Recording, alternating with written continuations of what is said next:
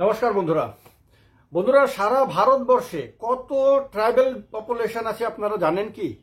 মানে জনজাতি অংশের লোকজন সারা ভারতবর্ষে কত?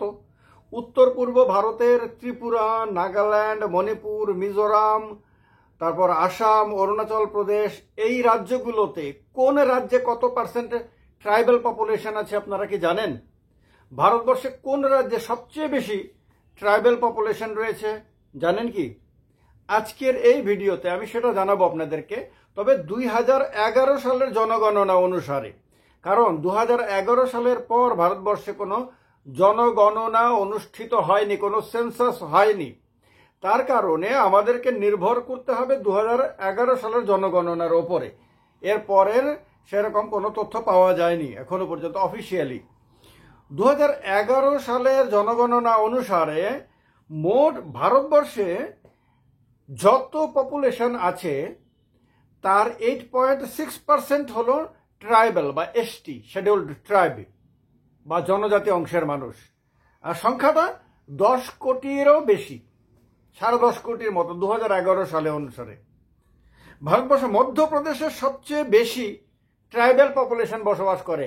অনেকের ধারণা হতে পারে বোধহয় নর্থ ইস্টের রাজ্য কোনো রাজ্যে হয়তো সবচেয়ে বেশি ট্রাইবাল থাকে। আসলে কিন্তু এটা সত্যি না। সবচেয়ে বেশি ট্রাইবাল থাকে মধ্যপ্রদেশে, সেখানে 1 কোটি মানে 1.5 কোটির মতন, 1,53,00,000 আপনার ট্রাইবাল পপুলেশন থাকে, মানে জনগোষ্ঠীর মানুষজন থাকে মধ্যপ্রদেশে। আর সবচেয়ে পার্সেন্টেজের হিসাবে সবচেয়ে বেশি পার্সেন্টেজ থাকে লাক্ষাদ্বীপে।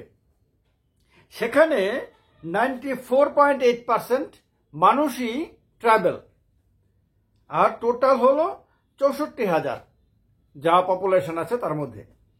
এবার আমরা দেখি আসাম, ত্রিপুরা, মেঘালয়, মণিপুর, নাগাল্যান্ড, এই যে উত্তর পূর্ব ভারতের যে রাজ্যগুলো, এই যে উত্তর পূর্ব ভারতটাকেই মূলত এসটি বেল্ট হিসেবে দেখা হয়। এখানে ট্রাইবাল পপুলেশন সবচেয়ে বেশি, মানে এরিয়া অনুসারে পাহাড়ি এলাকা, পুরো উত্তর পূর্ব ভারতে পাহাড়ি এলাকা। সুতরাং উত্তর পূর্ব ভারতের পরিচিতি কিন্তু ট্রাইবাল পপুলেশনের ওপরে নির্ভর করে।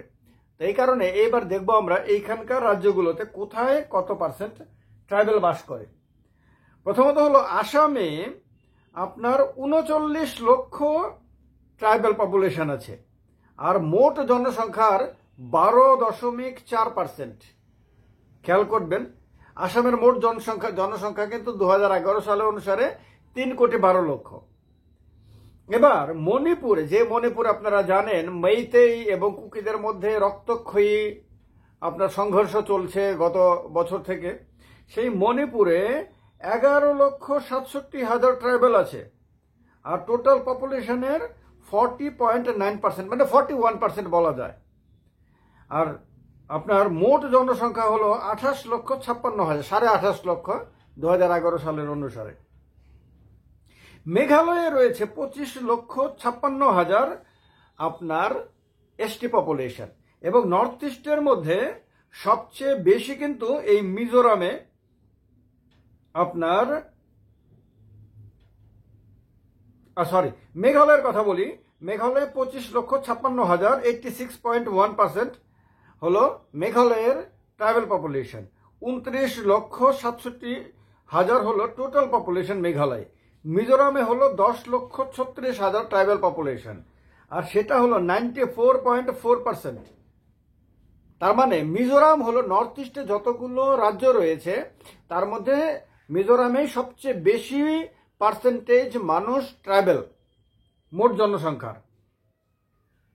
সেখানকার মোট জনসংখ্যা 10,97,000, মানে 11,10,000 2011 সালের জনগণনা অনুসারে।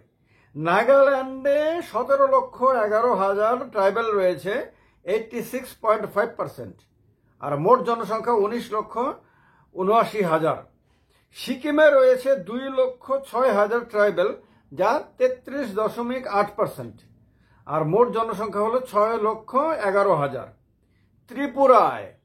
ত্রিপুরাতে 11,67,000 ট্রাইবাল পপুলেশন 2011 সালের জনগণনা অনুসারে, যা মোট পপুলেশনের 31.8% বা 32% বলা যায় মোটামুটি। আর মোট জনসংখ্যা 36.74 লাখ, এটা কিন্তু 2011 সালের জনগণনা। এবার অরুণাচল প্রদেশে কি? অরুণাচল প্রদেশে মোট 9,52,000 ট্রাইবেল রয়েছে, যা 68.8% বা 69% বলা যায়। সেখানে মোট জনসংখ্যা 13,84,000। এই যে হিসাবটা, এবারে দেখেন এই যে নর্থ ইস্টের যে রাজ্যগুলো আমরা বলছি, অনেকেই হয়তো এটা জানেন না, পার্সেন্টেজের হিসাবে মিজোরামে সবচেয়ে বেশি ট্রাইবেল থাকে।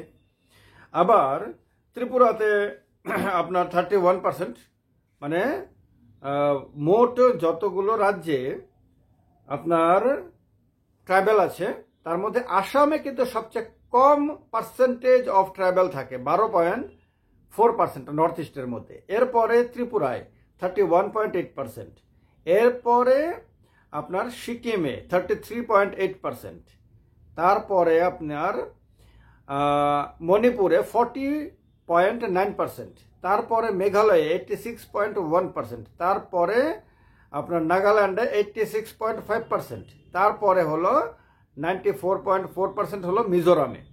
তো তার মানে নর্থ ইস্টে কিন্তু সবগুলি রাজ্যে একরকম চিত্র না, হ্যাঁ, ট্রাইবেল পপুলেশনের।